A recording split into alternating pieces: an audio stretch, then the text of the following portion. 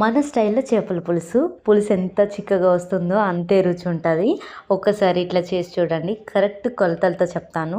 Stove మీద గిన్నె పెట్టి గిన్నె వేడెక్కిన తర్వాత ఆయిల్ వేసుకొని ఆయిల్ వేడెక్కిన తర్వాత ఇక్కడ క్లిప్ మిస్ అయింది.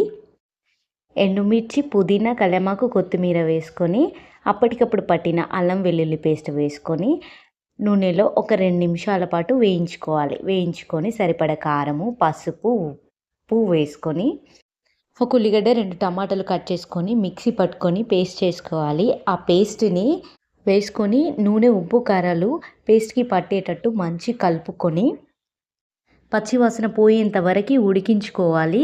గ్రేవీ మాడకుండా ఉండడానికి కొంచెం వాటర్ యాడ్ చేసుకొని ఉప్పు సరిపోకపోతే కొంచెం సాల్ట్ యాడ్ చేసుకొని నూనె తేలేంత వరకు ఉడికించుకున్న గ్రేవీలో ఒక్కొక్క చేప ముక్కని వేసుకోవాలి.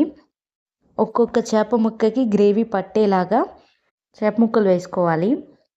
ఒక 2 నిమిషాల తర్వాత ముక్కకి గ్రేవీ పట్టేటట్టు రివర్స్లో తిప్పుకోవాలి.